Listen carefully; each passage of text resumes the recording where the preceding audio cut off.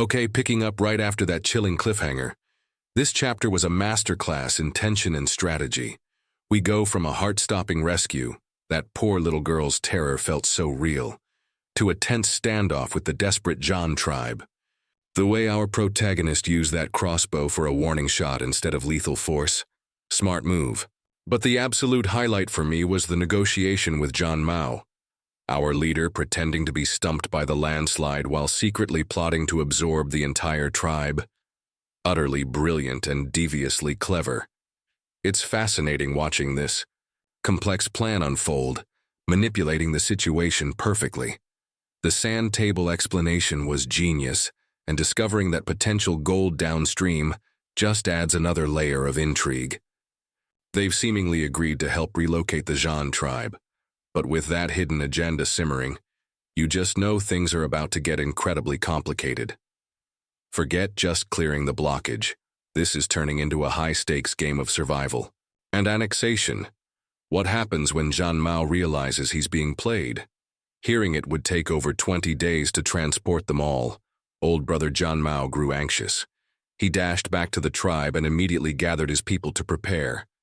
Dried rations. After all, you had already laid down the rule. You were only responsible for transport, not food. Fortunately, the Zhan tribe's resources were decent enough. Their slash-and-burn farming, aptly described as set fire to the mountain, scatter, dilu and cross your fingers in, meant harvest depended entirely on the heavens' favor.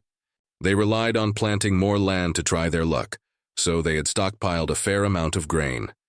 Between the existing grain, the jerky and dried rations that needed to be quickly prepared, and selecting the first batch of lucky ones, Zhan Mao was rushed off his feet. The Zhan tribe had about 270 able-bodied adult men.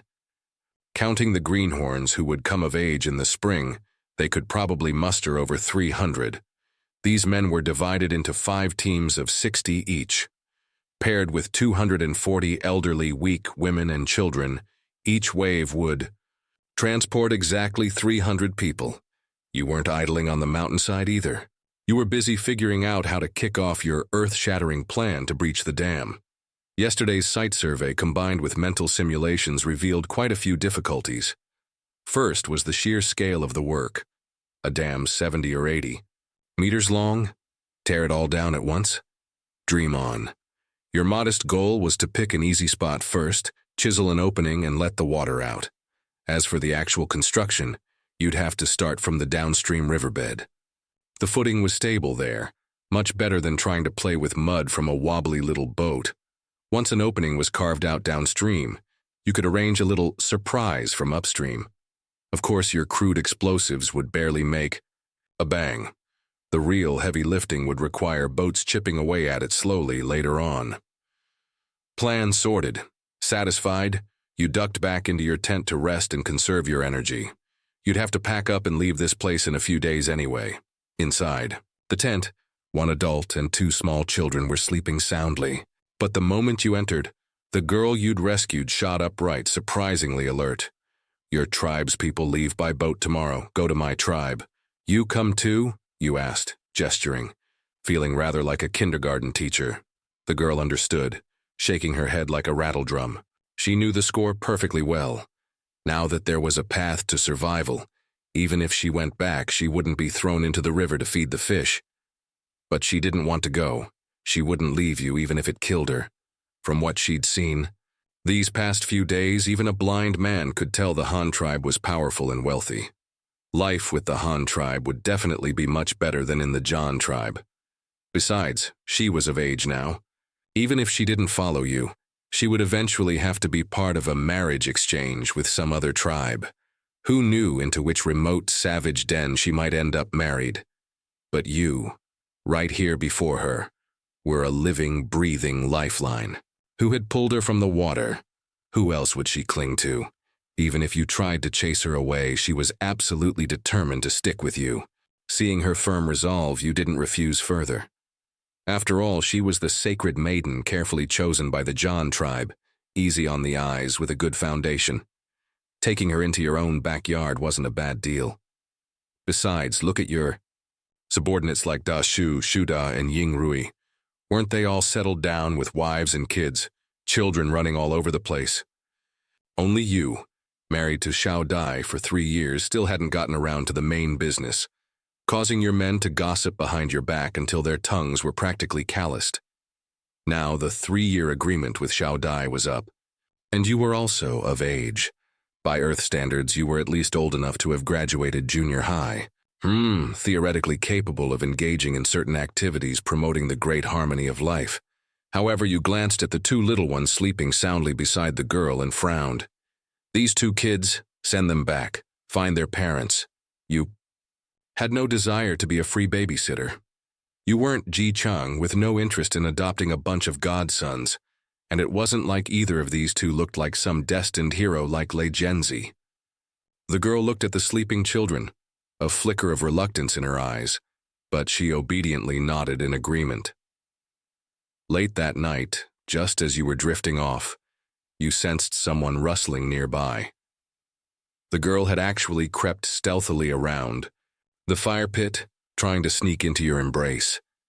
What greeted her wasn't your warm chest, but the cold gleam of the ivory-hilted longsword you instantly drew, and the short knife grasped tightly in your other hand. "Stop, wait until we get back." You rejected her decisively. Are you kidding? If you were going to break your fast, it had to start with Xiao Dai.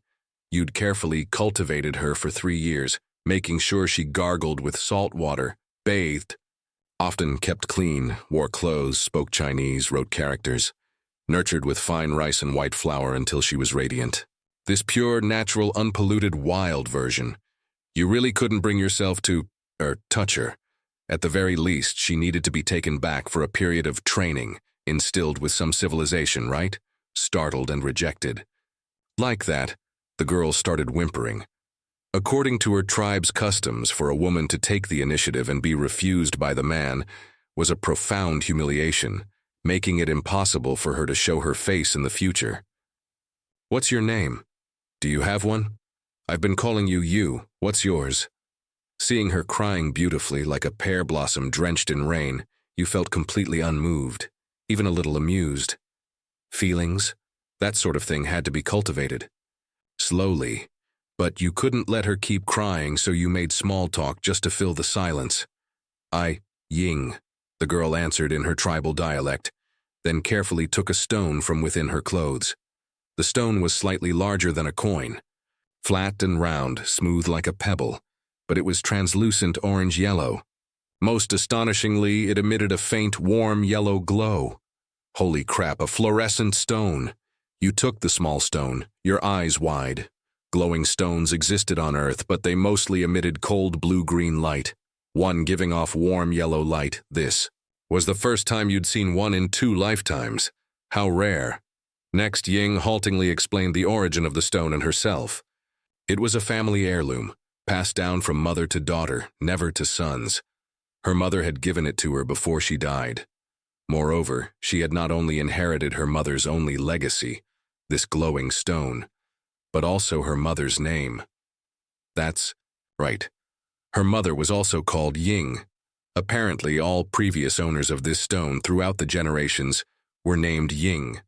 You listened, dumbfounded, almost wanting to kneel. Wasn't that naming method a bit too convenient? It sounded less like a personal name and more like a title, or perhaps an identification code.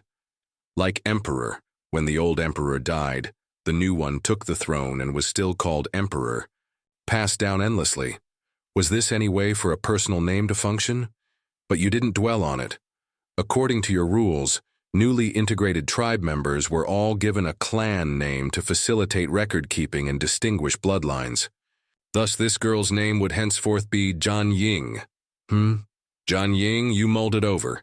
It sounded vaguely odd, like the cheap flypaper sold in supermarkets. No, that wouldn't do. With a flourish of your metaphorical pen, you swapped the first character for one with the same sound. Zhan Ying. That sounded much better, classier too. Not long after falling asleep in the latter half of the night, you were woken by a clamor of voices outside the camp. Rubbing your eyes, you crawled out of the tent. Whoa. Your men were already efficiently packing gear and preparing food. Outside the camp, Zhan Mao stood with dark circles under his eyes, leading a dense crowd of his tribespeople. Clearly, he hadn't slept either. Hundreds of people were crammed together, some ready to leave with you, others there to see off their relatives. Children cried, adults shouted. It was a real-life scene of painful parting, the atmosphere perfectly set. Seeing you emerge, Zhan Mao hurried over. "Han Chief, when do our people depart?"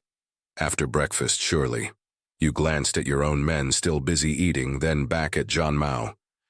"Don't you people eat in the morning? Everything, eating, drinking, relieving yourselves, will happen on the boats." "Oh, right, you'll need to bring water too, the river water. It has quite a few extra ingredients in it now. Drink it and you might end up meeting the river god." "What, we need to bring water too?" Zhan Mao was completely dumbfounded. The words, "Why didn't you say so earlier?" practically written across his face, telling him this just as people were about to leave. But he didn't dare complain. His tribe's lives depended on you. He frantically ordered his people to fetch fresh water. Fortunately, there was plenty of bamboo on the mountain, and they commonly used bamboo tubes as containers. Cobbling together enough water for everyone for 2 days wasn't a problem. Plus, with the large wooden barrels you had foresightedly brought along, the water storage issue was resolved. By the time the sun had fully risen above the horizon, around 7 in the morning, everyone finally began boarding the boats. For this return trip, you assigned Da Li as the leader, taking 100 of your own men, 5 crammed into each boat. They were responsible for steering, giving orders, and incidentally giving the Zhan novices a crash course in rowing. The remaining 3 boats, along with over 300 sturdy Han tribesmen, were left for your own use. The Zhan tribespeople stood on the bank, waving vigorously, watching wistfully as the fleet departed. Zhan Mao stood there too, watching them go with a complex expression. Your sharp eyes noticed that among the first batch being sent away was the old shaman who had performed the spirit dance a few days prior. He was likely sent by Zhan Mao as an advanced scout, or perhaps a spy. Not that you cared much. Could an old charlatan really stir up significant trouble? Once the transport fleet disappeared from view, the remaining 3 boats were pushed into the water by your men. 80 strong. Warriors leaped aboard deftly, weighing the small boats down until the water line almost vanished. This was their maximum load capacity.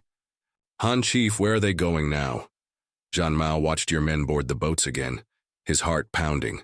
Fearing you were planning some other big move he wasn't aware of, he quickly came over to ask, "Isn't it obvious?"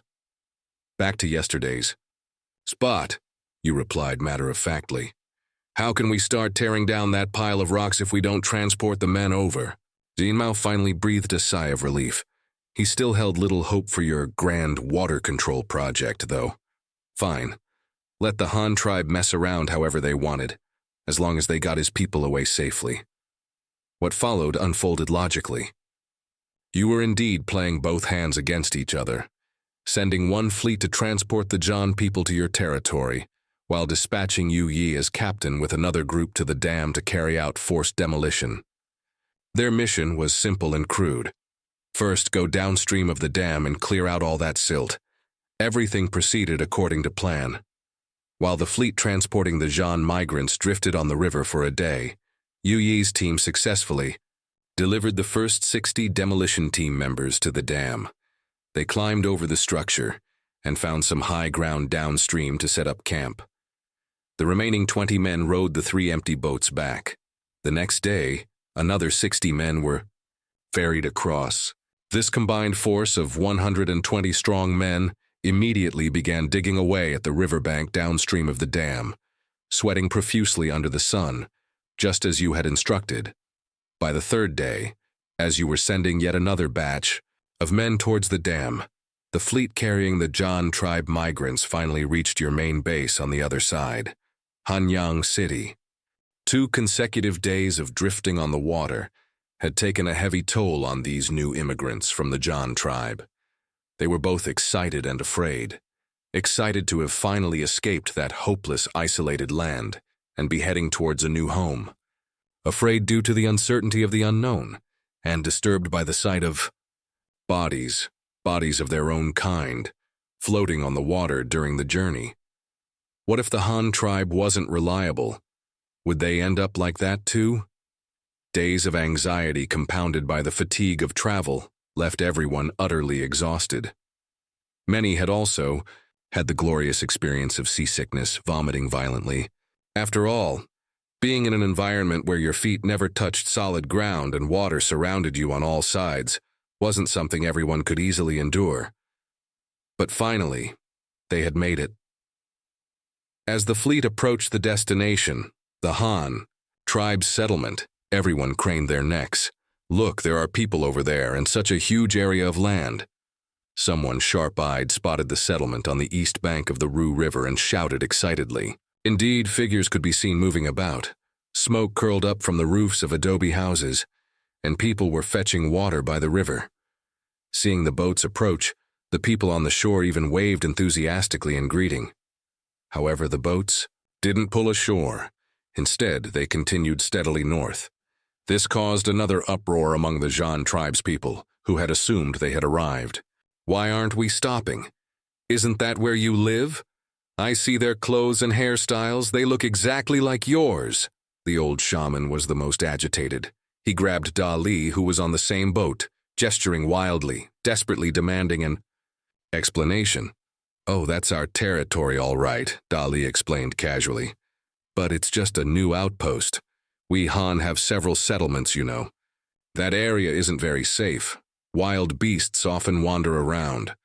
The place we're actually going is still ahead. We're almost there. Dali's nonchalant remark left the old shaman completely bewildered. He stared at Dali in disbelief, his face clearly asking, "Are you pulling my leg? More than one settlement? Weren't tribes supposed to stick together for safety? What was the point of living separately?" The limitations of perspective. How could an old shaman, whose tribe barely exceeded 1,000 people, possibly grasp the concept of land-carrying capacity limited by productivity? But he didn't have much time to ponder it, because Dali hadn't lied. Very soon on the other side of the Ru River, they saw a new settlement, one that was larger, grander, and more breathtaking. We're here.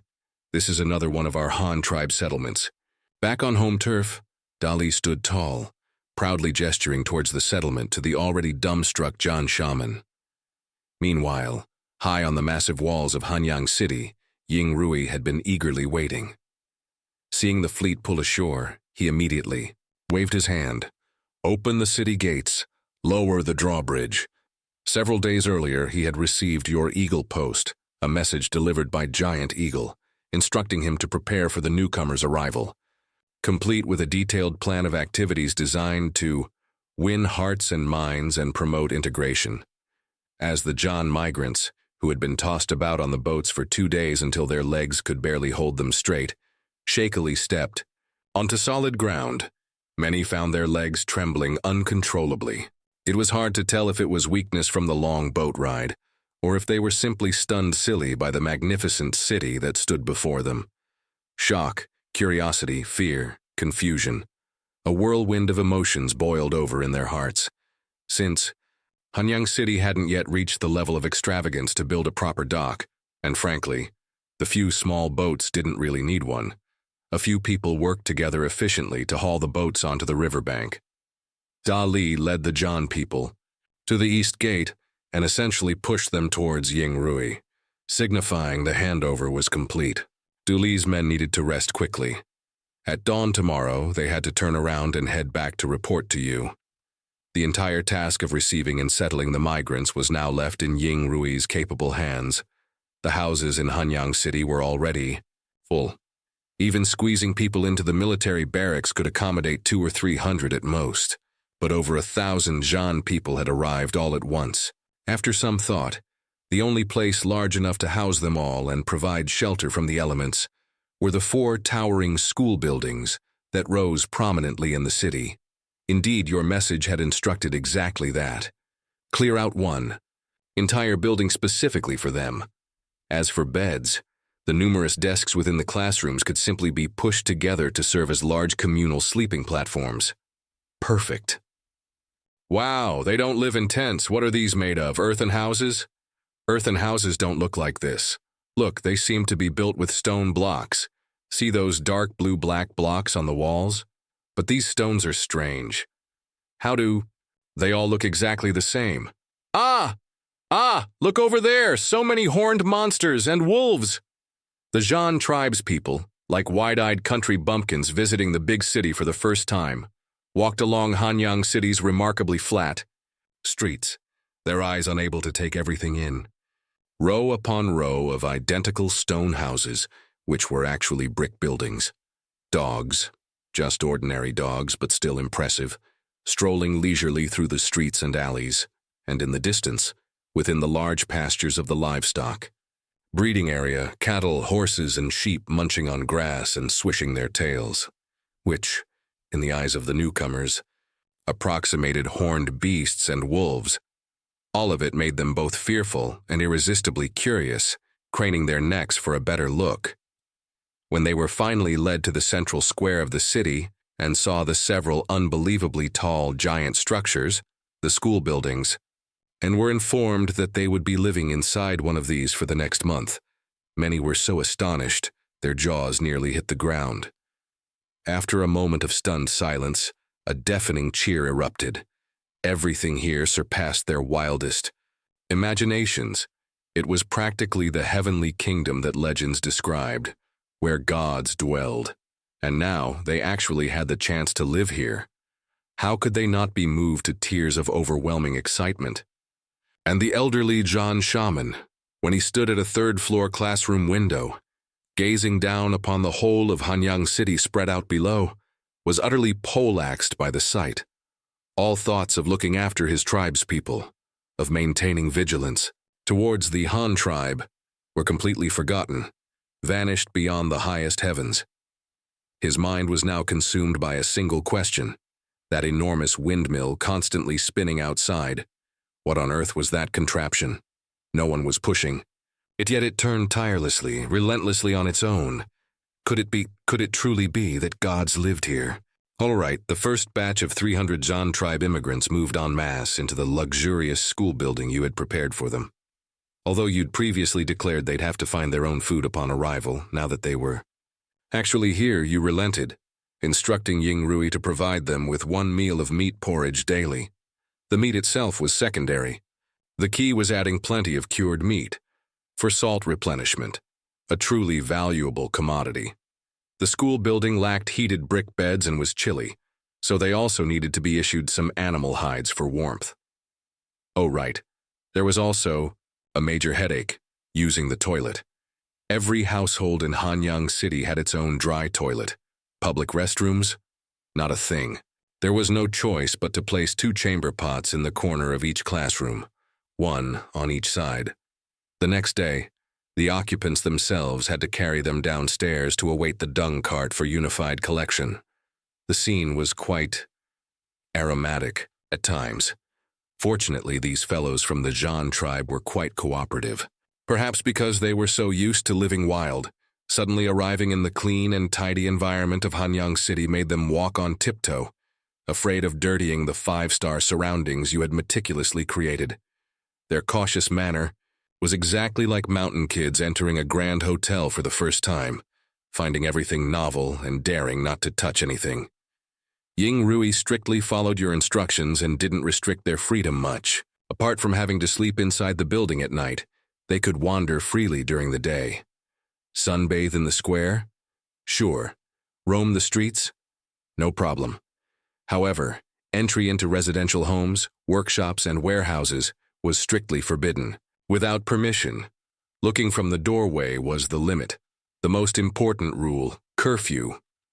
At the sound of the evening drum, everyone had to return to their rooms to sleep, and there would be room checks. Dare to wander around aimlessly in the middle of the night? Break your legs.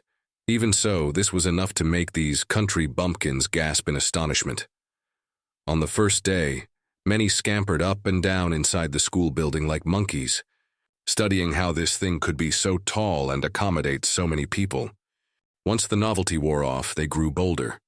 On the second day, many tentatively stepped out of the school building to get some fresh air in the square. The square was bustling at this time.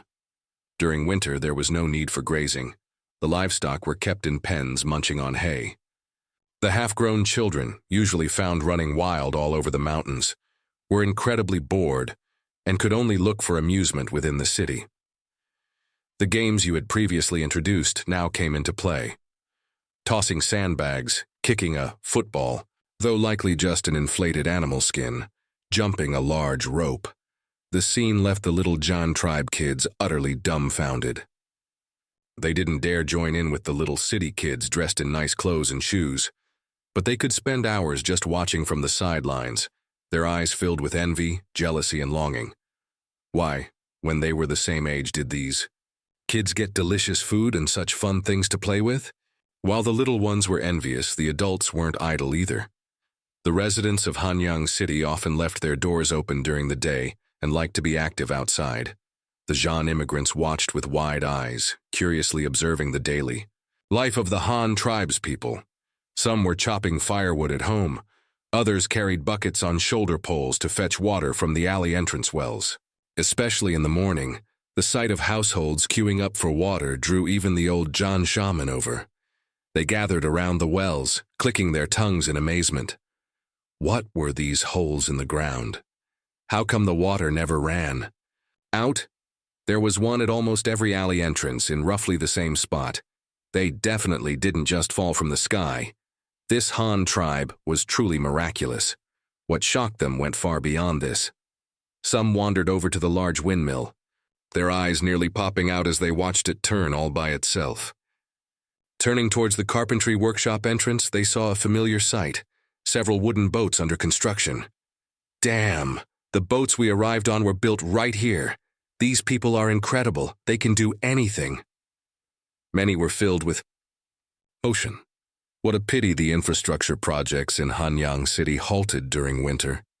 Otherwise, they would have witnessed the early signs of an infrastructure fanatic tribe taking shape. Another place became a popular attraction, the livestock area. 2 rows of large warehouses flanked a vast open space. The warehouses were filled with fodder and also served as warm houses for the animals during winter. The open space in the middle was enclosed by a person-high fence, creating a veritable open-air zoo. The Zhan immigrants crowded around outside the fence, peering in at their fellow plainsmen, the exchange tribespeople, busy at work, cleaning stalls, adding water and feed, and letting the animals out for a stroll when the weather was good. Inside the fence, sheep and antelope basked lazily in the sun. About 20 alpacas huddled shivering in a corner, a small, pitiful, and helpless group. They couldn't afford to provoke old Mr. Ox, Big Brother Horse, or even Little Brother Rhino, who was unbeatable in a one-on-one fight. The immigrants, outside the fence, had no interest in appreciating this animal world. They were more like hungry wolves entering a sheep pen, drooling as they gazed at the enclosure full of mobile food supply. Even the indescribable stench of manure hanging in the air couldn't dim the green glint in their eyes. Modern people visiting a zoo. Wow, the tiger is so majestic, so scary. Zhan immigrants looking at animals. Does this thing have much meat? Can its hide be used for clothes? How many men would it take to bring it down? Therefore, they simply couldn't understand why these Han people would build big houses for food, serve them delicacies, and even fence off such a large area for them to play in. Wouldn't killing and eating them be better? That is, until they watched, dumbfounded, as an 8 or 9-year-old kid rode the tribe's only white rhino, Ben, at breakneck speed around the enclosure, chasing the sheep all over the place. Giddy up, run faster, Ben. I swiped a large cabbage from home as an extra treat for you. Be good, don't be a picky eater like me. The chief says picky eaters aren't good children. My mom said I didn't have enough to eat when I was little. How could anyone get tired of something as delicious as rice? The little kid was Bing, having fun riding the now 2-year-old Ben. When they tired, the boy and the rhino nestled down on a pile of hay. Bing took out the stolen round cabbage, tearing off leaves one by one for the increasingly plump behemoth. Bing himself had grown much taller, After 3 years in the Han tribe, eating well and sleeping soundly, he had shot up to 1.3 meters tall by age 8. Recently, you had managed to create paper and ink brushes, and this boy, taking advantage of your favoritism, freely helped himself to writing supplies and had already started learning characters from you. Beside him, Ben munched away contentedly. Getting fresh leafy greens in winter was practically the peak of rhino existence. It let out a triumphant bellow towards the oxen, horses, and sheep outside, who only had dry hay to eat. Rumph. The watching Zhan immigrants saw even more. Besides the odd pair of Kubing and Ben, quite a few teenagers were practicing horsemanship in the enclosure. Only young men nearing adulthood had this opportunity. They knew perfectly well, if they didn't learn more skills, how could they make a living under the great chief? Besides, riding a horse looks so impressive. During the spring matchmaking season, if you couldn't even ride a horse in front of the girl you fancied, wouldn't the neighbor's daughter end up with someone else? Wow. So they raise these big creatures, not just for eating, but for riding. Yeah, look how tall and strong that beast is. Sitting up there looks so majestic. If we could also ride these things for hunting, we could definitely catch up to those horned beasts and stab them right from their backs. I want to learn to ride beasts too. Inside the fence, the youths awkwardly walked the horses. Outside, the immigrants clung to the rails, shouting excitedly. This group of primitive people who only knew how to hunt and eat meat discovered, for the first time, that animals could be used this way, could even help people work. Worldview shattered. Just as Ying Rui was reshaping the 3 views of these immigrants in Hanyang City according to your plan, Dali, after resting for a night, led his men and set off again with fresh supplies towards the disaster relief front line, that is, the damned unlucky dam. 2 days later, Dali reached the island camp and liaised with the 100 men left guarding it. He hadn't come empty-handed this time, bringing more grain. An additional 100 men, drawn from both Hanyang City and Ruyang County, and 2 newly launched boats. Meanwhile, Zhan Mao had also heard reports from his tribesmen who had returned. Earlier, unfortunately, that fellow hadn't stayed long in Hanyang City and had only seen superficial things, merely mentioning that the tribespeople were living in large houses, how big the Han territory was, how tall the buildings were, and so on. Zhan Mao hadn't seen it himself, and his kinsman couldn't describe it clearly, so he could only rely on his imagination. The more he imagined, the more curious he became, his heart itching to go and see for himself. But he couldn't. He had to stay behind to ensure the safety of the last batch of his people. What if the chief and elders all ran off, and this kid screwed over the remaining people? Soon, the second batch of 300 Zhan tribe immigrants boarded the boats and departed. Zhan Mao could only remain on the island, gazing eagerly after them until his eyes hurt, scratching his ears and cheeks, in anxiety. And you? You certainly weren't idle.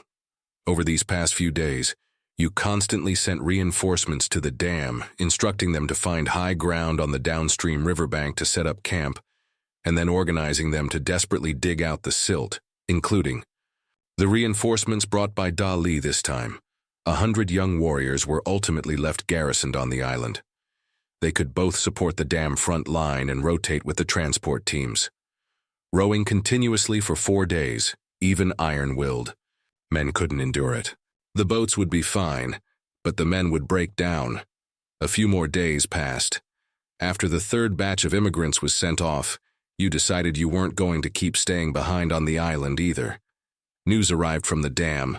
A channel had been dug through the downstream silt, but after digging it open, water and sand kept continuously spraying out from between the rock crevices. If it wasn't cleared quickly, the newly dug opening would be blocked again within 2 days at most. It was treating the symptoms but not the root cause. The key was still to move those damned boulders. The front line started calling for you.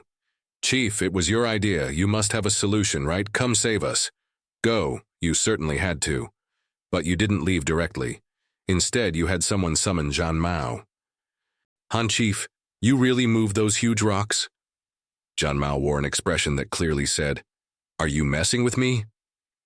Not yet, but soon, you replied with a grin, extending an invitation. I'm heading over this trip specifically to resolve this matter completely. What do you say, Chief Zhan Mao?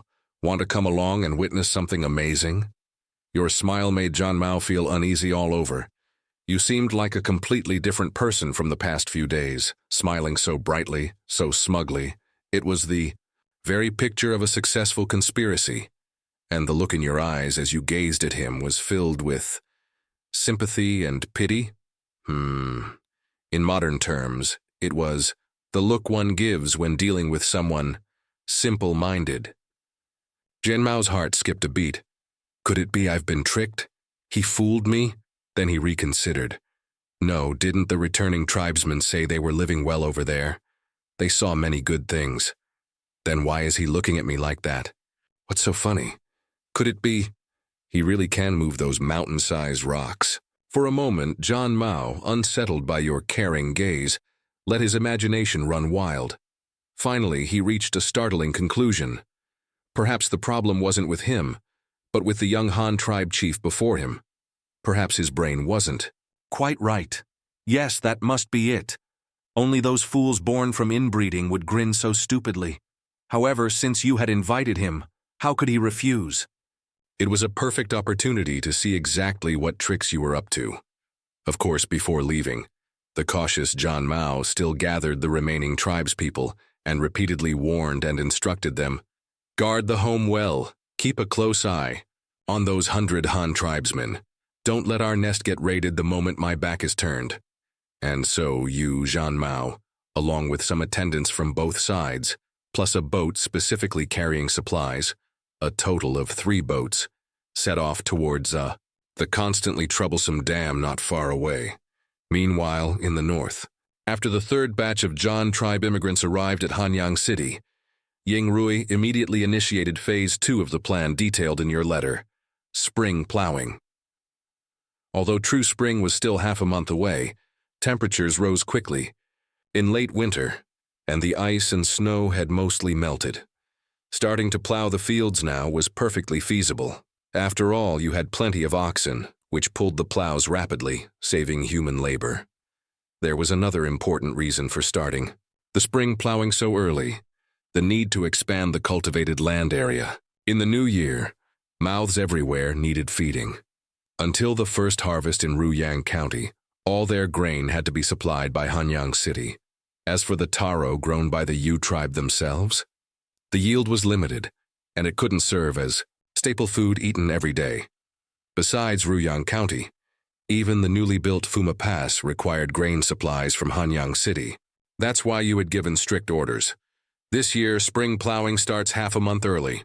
The goal, open up more new fields, plant more grain, and this bustling scene of spring plowing was precisely the main event you wanted those Zhan tribe immigrants to witness. Ying Rui, over in Hanyang City, was following your script step by step, implementing the strategy of winning hearts and minds. Let them see wonders. Let them feel envy and longing. Let them be so captivated they wouldn't want to leave. Let them wish they could join the Han tribe immediately, right here, right now. Of course, the biggest variable in all this was the Zhan tribe chief still kept in the dark, Zhan Mao.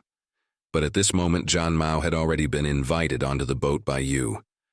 Little did he know that your initiative in inviting him along this time wasn't to let him admire some magnificent landscape. You were up to no good.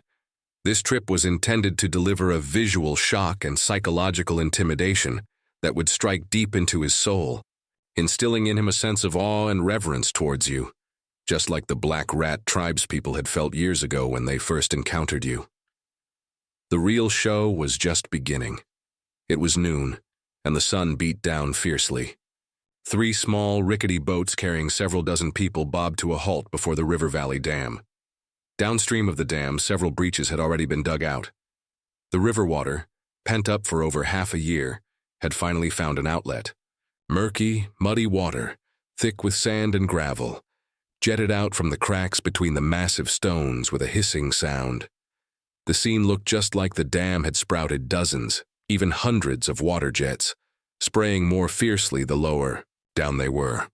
And upstream, due to the downstream leaks, the siphon effect created countless whirlpools, large and small, across the lake's surface, making it look like a boiling cauldron.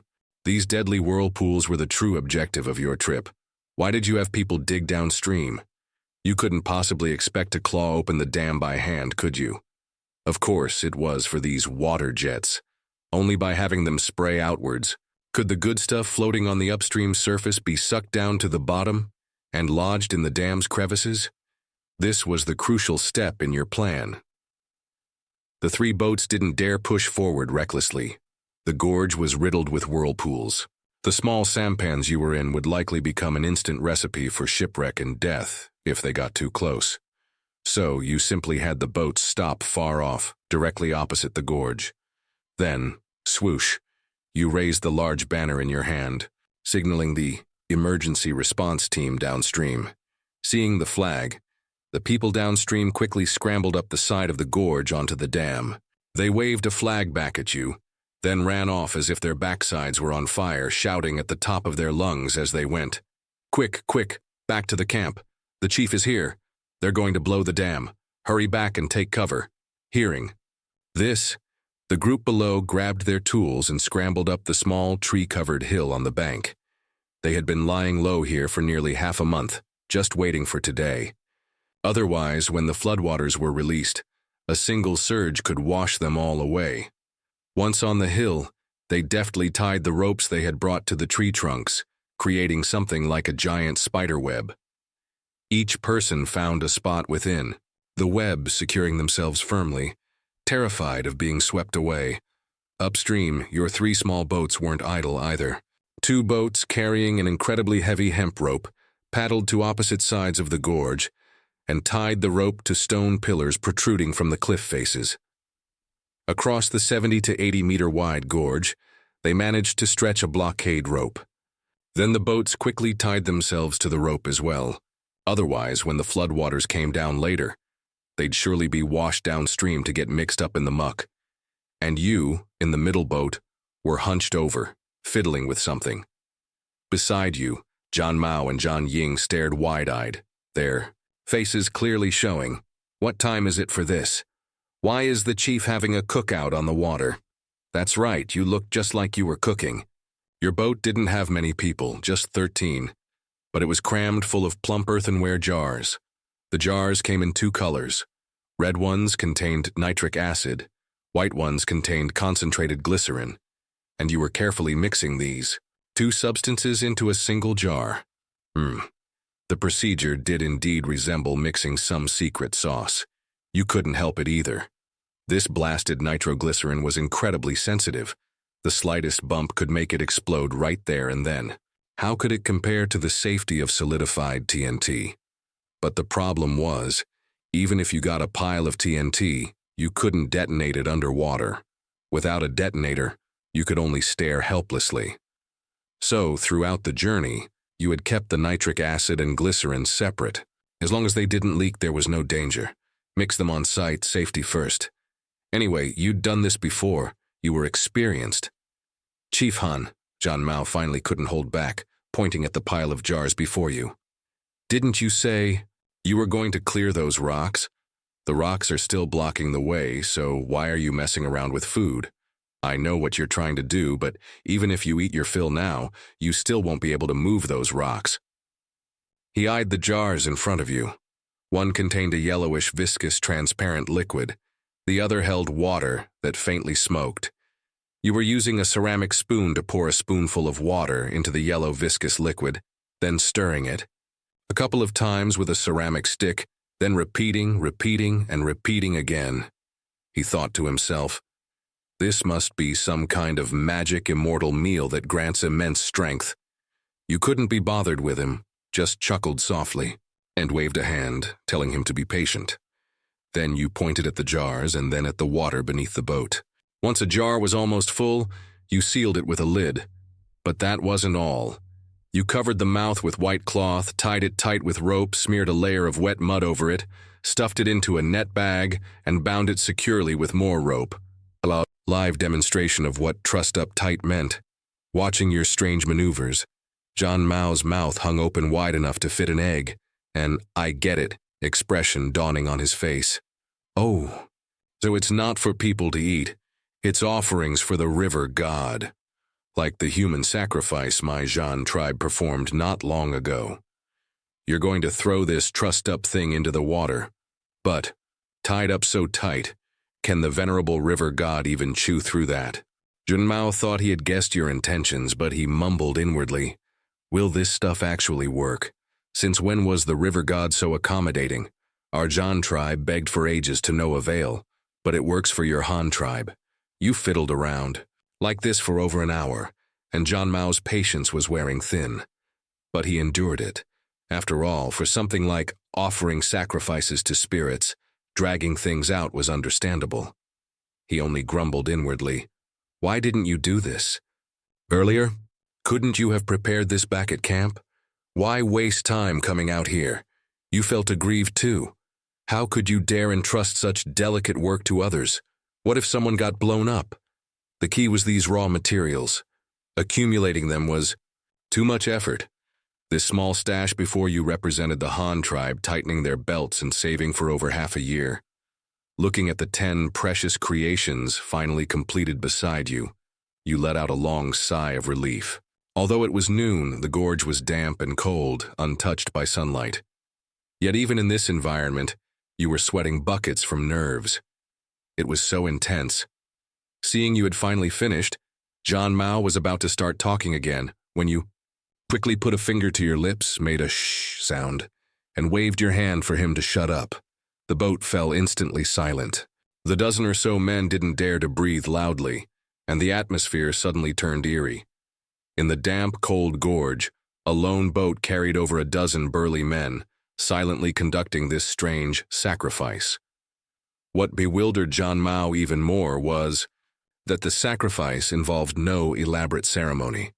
You simply one by one gently placed the jars you had spent over an hour preparing into the water. Those jars, larger than basketballs, 10 of them in total.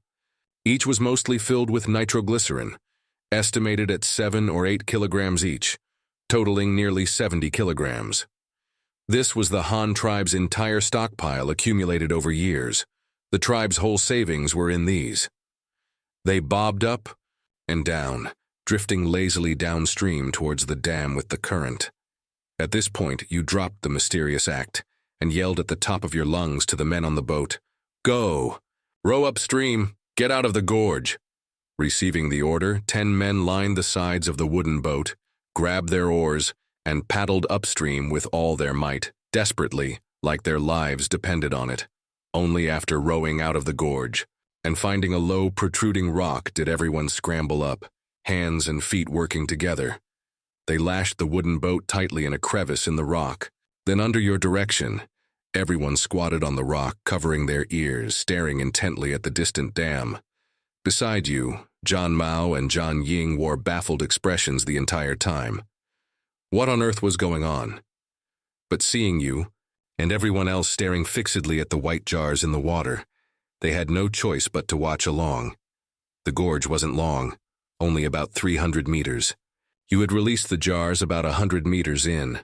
For the middle 100 meters, the current was relatively stable, but the last few dozen meters near the dam were the domain of the whirlpools. Against the murky yellow water, the white jars were particularly conspicuous. They drifted along, bobbing up and down, getting closer and closer to the dam. Suddenly, the whirlpools, like starving beasts, sucked the jars underwater.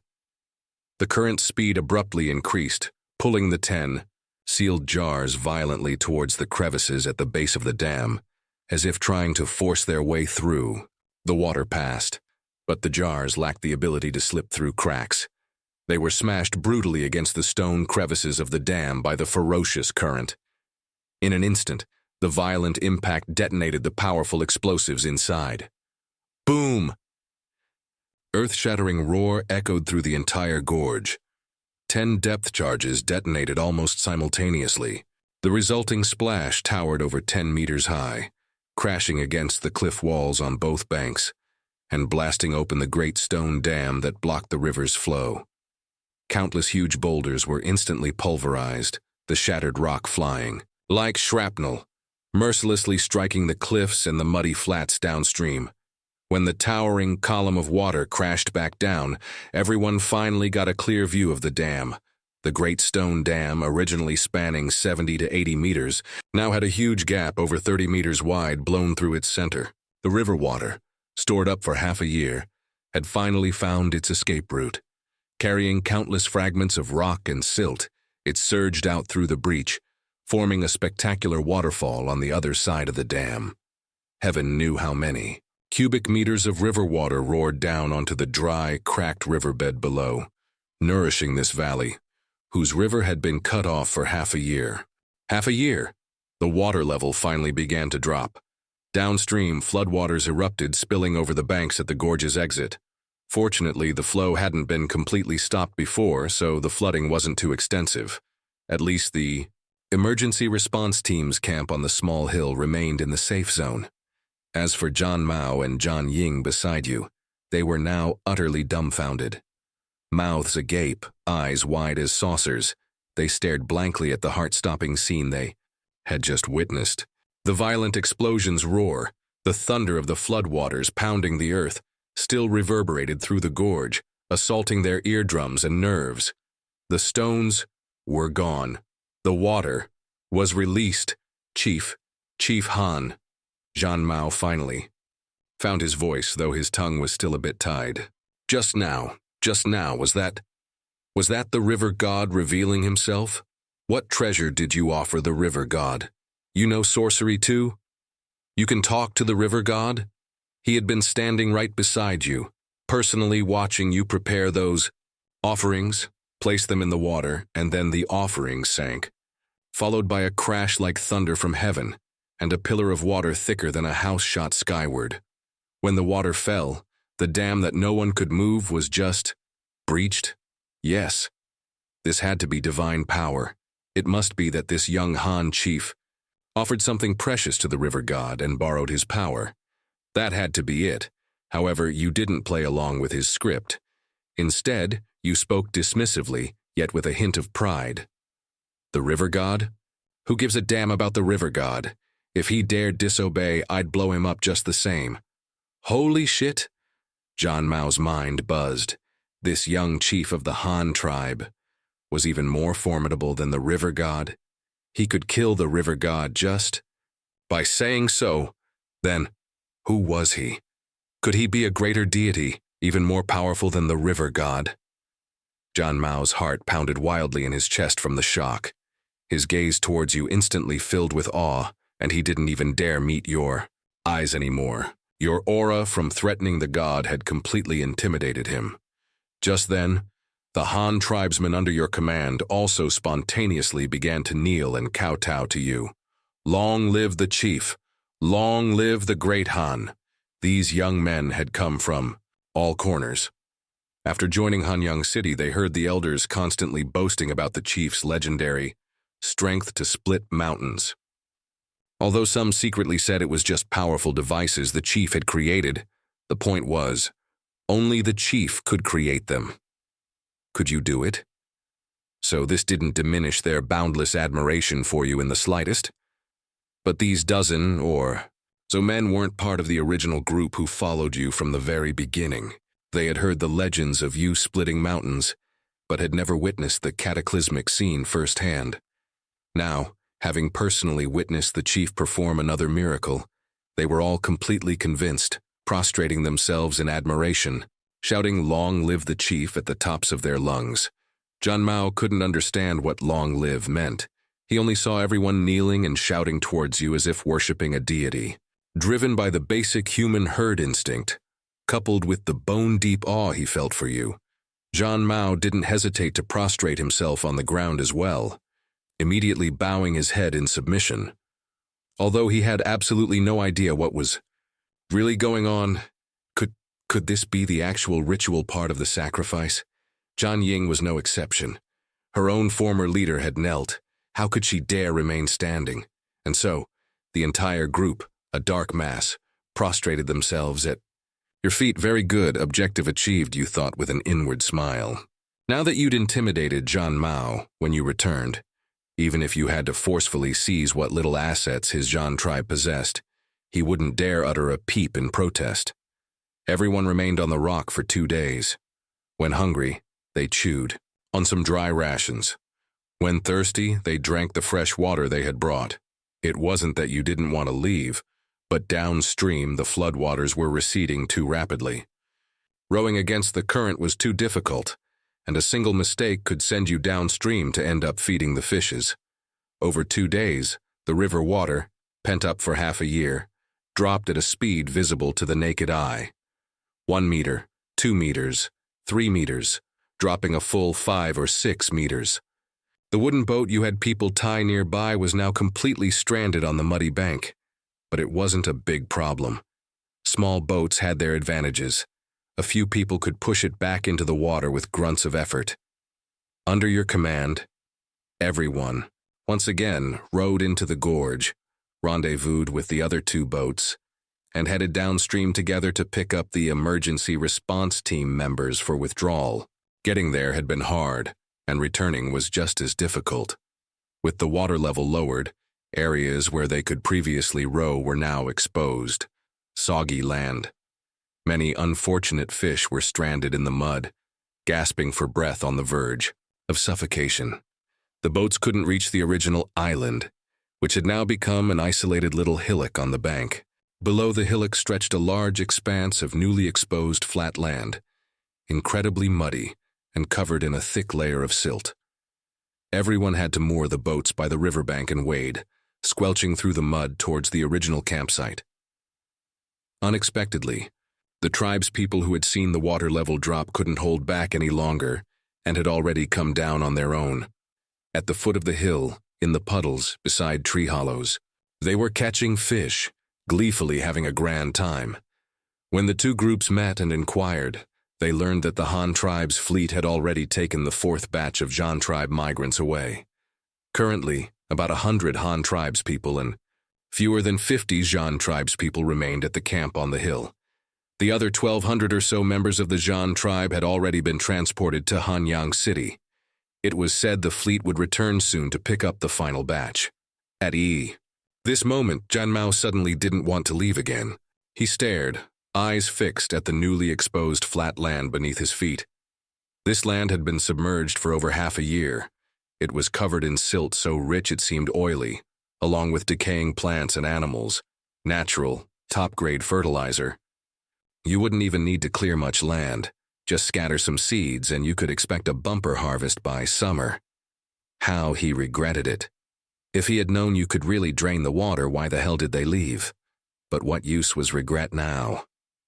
Most of his tribe had been lured away by you, with fewer than 50 people left around him. What could they possibly do? Transport people back here? Dream on. The only way out now was to follow you back to that Han tribe place. But later on, "Come with me to the Han tribe," you said, walking up to him, holding one of the empty white jars used for the explosives. Your tone was calm, but the threat was palpable. "Join us and I'll make you a clan leader. I will teach you more advanced farming methods. You can settle permanently in one place and never have to roam again. How about it? Of course the jar. It's empty. You brought it over purely to remind Zhan Mao.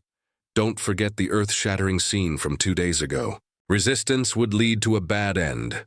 Believe it or not, I could send you flying. Spirit of the Han tribe." Zhan Mao flinched at the sight of the empty jar, dropped to his knees with a thud at your feet, and completely gave up resisting. I am willing to lead my tribe to join yours. When you're under someone else's roof, you have to bow your head. He had no other choice. He didn't even know where the Han tribe was, but most of his people were already there.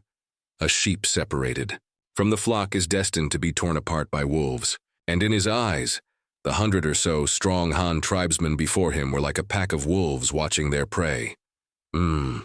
A wise man submits to circumstances. You nodded in satisfaction, reaching out to pull him up, patting his shoulder for good measure. "I'm not a spirit, I am a child of heaven. You can call me Son of Heaven of Great Han, or just Chief is fine too. From now on, you are clan leader Zhan Mao of our Han tribe's Zhan clan. Your name is still Zhan Mao. You were quite pleased. This fellow was reasonably obedient, teachable. However, just as you pulled him up thinking the matter settled, this guy Zhan Mao, having just sworn allegiance, immediately tried a roundabout approach, instantly proposing a suggestion supposedly for the Han tribe's benefit. Chief, he said, rubbing his hands together, his face fervent. Now that the water has receded, look at this land, so flat and fertile. Why don't we plant grain right here? We could surely have bumper harvests for several years. Then just scattering a few seeds could feed several tribes like ours. You want to stay here and farm? Your brow furrowed. And the people, with just the few of you? There aren't quite enough people here, Zhan Mao quickly explained. But it's by the water and convenient to get here from the Han tribe. Can't we just use boats to bring back the tribe's people we sent away? I guarantee the grain grown here will be enough to fill many bellies. When the grain is ripe, the chief can just send people to transport the surplus away. I'm really thinking of what's best for our Han tribe. With us farming here, think how many more people we can support, John. Mao spoke with such sincerity and earnestness, almost squeezing out a few tears. Do I look like a fool? You coldly watched Zhan Mao perform like an award-winning actor. You sneered inwardly. Zhan Mao's proposal to stay behind and farm for you sounded like a weasel paying respects to a chicken, harboring ill intentions. Let you leave first, only for him to slip away with his people right after? Dream on. Truthfully, this place, soaked by the river for over half a year, flat and open, was practically a godsend for growing rice. What a pity it was too far from your Han tribe's main base. Even by boat, it was a 2-day journey, roughly 400 or 500 kilometers, more than 4 times the distance from Hanyang Commandery to Liuyang Commandery. Better forget it. Developing this place wasn't urgent. The priority was to pack up this large group of people and take them away. You hadn't even fully sorted out your own backyard yet. Thus, you ignored Zhan Mao's kind offer, focusing solely on waiting for the fleet's return to begin the phased mass migration. While waiting for the boats, you didn't stay idle. Downstream, several hundred people were engaged in emergency repairs. On your side, including the remnants of the Zhan tribe, there were about 200 people. With 25 boats, it would take at least 3 trips to transport everyone back. You carefully surveyed the restored river channel and the surrounding terrain, casually bestowing names upon these nameless lands with a wave of your hand. The Ru River, originating from the snow mountains to the north, was just a minor tributary. The scouts had already determined that Liuyang Commandery relied on the Liuyang River, whose waters sprang from a swampy wetland to the east, flowing south and splitting into 2 branches before both merged into the Ru River, forming a wider river that charged into the gorge and rushed towards unknown distances. All right, geographical knowledge +1, naming would follow the rivers. That 300-meter-long gorge, the culprit behind the landslide dam and the resulting lake. Its sheer cliffs looked as if carved by knife and axe, the water unfathomably deep and perpetually dark. An idea struck you. Call it Black Gorge. Simple, direct. It was a pitch-black gorge after all, and the river formed by the confluence of the two. Gold dust could be panned from its waters, so let it be called the Golden Sand River. How auspicious. With the gorge and river named, the land couldn't be left out. The plain near Black Gorge, carved out by the floodwaters, where the Zhan tribe previously stayed, was at the confluence of 3 waters and held gold within. Simply call it Golden Plain. Across the river east of Golden Plain lay a vast primeval forest filled with towering, ancient trees. Call it Giant Forest. With metal, Golden Plain, wood, Giant Forest, water, Golden Sand River, and fertile fields, Golden Plain. This place was practically a geomantic treasure. If only there were more people to light fires, hey, the 5 elements would almost be complete. Of course, you weren't superstitious. It was just that the resources were truly tempting. The gold dust in the river was real, though not very useful now. But the land of Golden Plain was incredibly fertile, capable of feeding hundreds of thousands without issue. The giant forest across the river provided ample timber, building shipyards along the Golden Sand River, using local materials to construct large ships, developing some handicrafts, and trading with Golden Plain. It was a perfect pairing. Moreover, following the Golden Sand River upstream from these two places, one could reach Hanyang, Ruyang, and Liuyang commanderies in just 2 or 3 days. The waterway transportation couldn't be more convenient. Such a pity, such a pity. Everything was good, except for the lack of people. People. Upon return, you'd need to quickly figure out how to attract more population. Making 3 round trips about 12 days later, you, along with Zhan Mao, Zhan Ying, and the others, finally returned to Hanyang City on the last boat. As soon as he stepped ashore, Zhan Mao was completely stunned. His Zhan tribe also grew glutinous rice and practiced slash-and-burn agriculture, but the scene before him in the Han tribe's territory shattered his worldview. 2 straight man-made rivers, hundreds of crisscrossing canals dividing the land into neat square fields. Thousands of people bustled in the fields simultaneously. The sheer sea of humanity alone was enough to make Zhan Mao's jaw drop. What made him question reality even more was the farming method. Hundreds of oxen, horses, and donkeys wore strange collars and pulled wooden contraptions behind them. Someone guided the wooden frame from behind, cracking a whip to urge the animals forward. Wherever the wooden contraption passed, a deep furrow turned up in the earth. Tilling? Why till the soil? Wasn't it enough to poke a hole in the ground, drop in a few seeds, and stomp on it? Turning over all the soil like this, wasn't it exhausting? Could grain really grow better this way? Zhan Mao was utterly baffled. Besides, didn't the Han tribe also grow rice? Although the variety looked different, didn't rice need to be planted in water? Could they grow it in these fields so far from the river? Soon, he was dumbstruck. In the tilled fields, people carried buckets of dark, stinky stuff, your carefully fermented farm manure, diluted it with water, and spread it evenly with iron shovels. Then, animals pulled another type of harrow to level the ground. Finally, someone opened a sluice gate on the field's edge ditch, and whoosh, river water instantly flooded the field. Those dry lands far from the river were forcibly turned into paddy fields. Zhan Mao. This operation was simply unbelievable. Sowing seeds was familiar. It was also done by scattering. But the Han tribe sowed incredibly densely, and only in a few plots, leaving most of the land empty. What strange tactic was this? Zhan Mao's head buzzed. Besides the paddy fields, there were many dry fields slightly further from the river. No large canals were built, only small irrigation ditches, but enough for watering. Zhan Mao stared at the crops growing there for a long time but couldn't recognize them. Only then did he understand that the Han tribe grew more than just rice. See, that? You pointed to the east bank of the Ru River and said to Zhan Mao beside you, "Growing in the fields over there is the glutinous rice your tribe brought." Zhan Mao looked where you pointed, his eyes instantly widening. There were indeed many people farming on the east bank and lots of familiar faces. They were all people from his Zhan tribe. And tribe's people were beside them, teaching them hand over hand how to use draft animals for plowing and how to use those strange farming tools. Zhan Mao.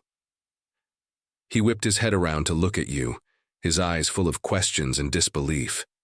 That's right. You nodded calmly. As soon as they returned, I arranged for people to teach them. All the seeds you brought have been sown on the East Bank fields, not a single one left. With this, Zhan Mao completely lost heart. Run away? With all the seeds gone, run back to what? Starvation? Which tribesman would still follow him? Besides, Yingroi had already spread tales of the Han tribe's prosperity and power throughout Hanyang City. Having witnessed it, the Zhan people no longer wanted to leave. Added to that was the news you had sent back. Your leader, Zhan Mao, has decided to lead the entire tribe to join the great Han tribe. Now they were determined to stay. However, you weren't planning on letting them cluster together for warmth. They had to be broken up, scattered, and assigned to different settlements. This had to be done like boiling a frog slowly, not through Force, allowing them to be assimilated without realizing it. The best way? Marriage, dividing households. You lacked the means before, but now with the household registration system in place, you could finally make big moves. Back in the city, you handed Zhanying over to Xiaodai to settle in, while you plunged into the central office building, your headquarters. In the top-floor office, several thick household registers, the freshly compiled registration books lay on the table. These had been sent from Liuyang Commandery while you were managing the floodwaters. Last year, Liuyang Commandery held a labor market, attracting a large population with resources for construction projects, incidentally absorbing many small tribes. In 1 year, its population had ballooned from the initial 7,000 plus 1,000 cannibal slaves to 34,276 people, comprising 7,617 households. Liuyang Commandery was now the most populous commandery under you. But problems arose. Many people, few workers, with newcomers making up more than half. Its productivity lagged behind Hanyang Commanderies. To prevent Liuyang Commandery from getting too big for its britches and to alleviate its population pressure, you made an immediate decision. After the spring plowing, transfer 2,500 veteran households, new citizens who arrived last year for work and already had some foundation, from Liuyang Commandery to Hanyang Commandery.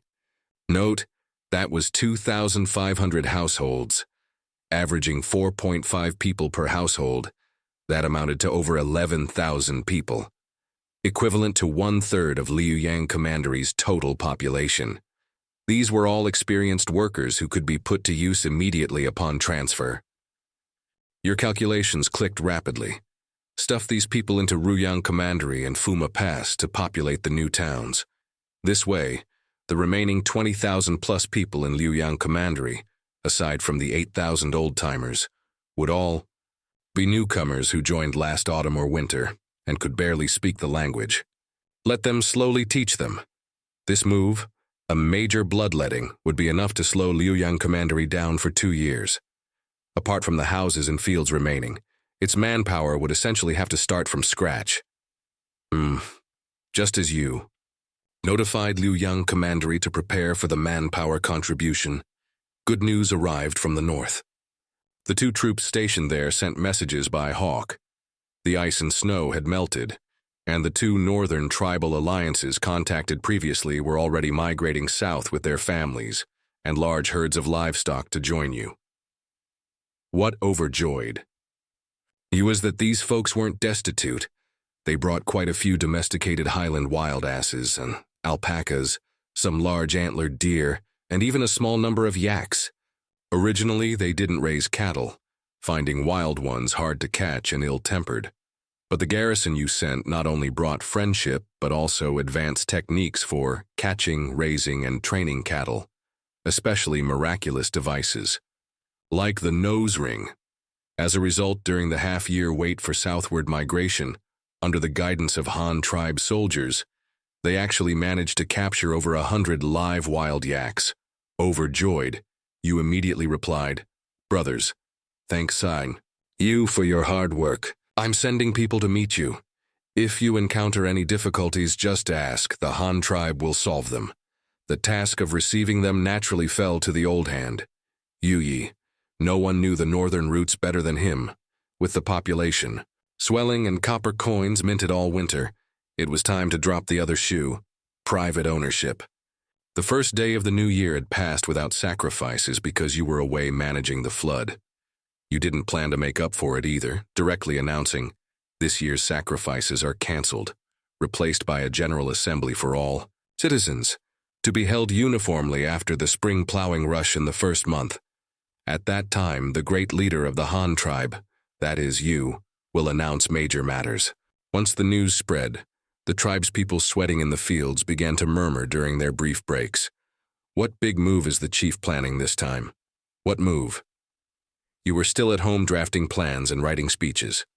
The core topic of this assembly, implementing private ownership. Thanks to the population census and the implementation of the household registration system, You finally had the ability to devolve power and responsibility directly to the household level.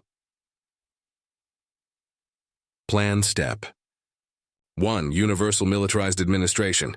All registered citizens would be organized. 5 households forming a WU squad.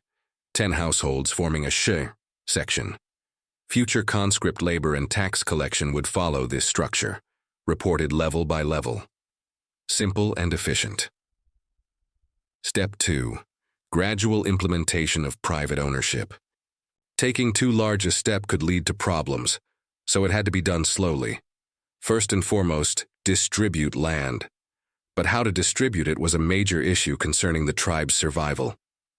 You didn't want to repeat the historical downfall of dynasties caused by land annexation. Nobles and the wealthy hoarding land while commoners were displaced. Not a chance. You decided to adopt a system similar to the Qin dynasty, actually quite like modern times too, implementing a land grant system. Land ownership belongs to the tribe, the state. Private individuals, regardless of who you are, buying or selling land is forbidden. Commoners only have usage rights, not ownership rights. The state grants you land, you use it, but the land always belongs to the state. A perfect closed loop. A series of supporting measures had to accompany the land grant system. First, standardize weights and measures. 1 mu of land is defined as 600 square meters. Don't ask why not 666.66, it's just easier for calculation. And 100 mu make 1 ching. Then, how to distribute and how much. Ideally, distribution would be based on the 20 ranks of military merit you envisioned, but the ranking system needed to be developed alongside the Han rights, so that would wait.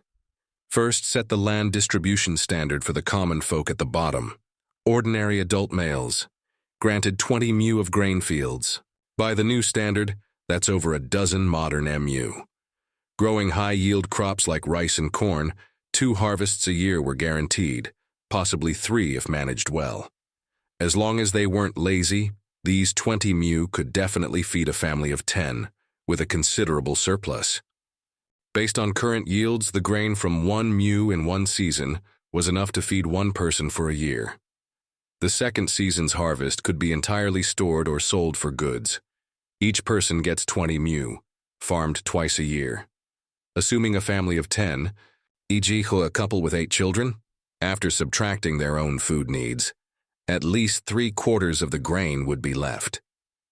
This could be exchanged for money to buy oil, salt, sauce, vinegar, support children's education, buying brushes, ink, paper, cover costs for weddings and funerals, pay membership dues and pay taxes. That's right, taxes must be paid. Agricultural, tax collected in grain, tentatively set at a tax of 3/10, meaning for every 1,000 jin harvested, 300 jin are paid. Additionally, there's a head tax called kufu, roughly equivalent to 50 jin of grain. Think the taxes are heavy? Don't worry, there are benefits too. Adult men are granted 20 mu of land, stipulated for growing only the 4 main staples: rice, corn, wheat, and beans. Men get land, women must too. Adult women also granted 20 mu of land. However, these are auxiliary fields, serving a supplementary role as the name suggests. Men grow staple grains for subsistence. Women's auxiliary fields are used for growing mulberry, for silkworms and silk, hemp for cloth, peanuts for oil, vegetables to improve diet, lacquer grass, source of natural lacquer, seeds can be pressed for oil used in ink, and other cash crops. These provide raw materials, enrich the diet, and enable sideline businesses. Of course, having received state land, taxes must be paid. The tax on auxiliary fields couldn't very well be collected in heaps of cabbage, could it? The main collections would be hemp fiber, raw silk, raw lacquer, lacquer grass seeds, etc. Whatever you grow, you pay the corresponding output. Calculated. This way, the tax burden seems quite heavy, leaving little surplus at year's end. Don't panic, here comes the big move. Children also get land. Give birth to a boy, grant 5 mu of grain fields. Give birth to a girl, grant 5 mu of auxiliary fields. Furthermore, this land is tax exempt. Considering the poor healthcare and high child mortality rate of the era, you added another clause. Raise a child to the age of 6, grant an additional 5 mu of land.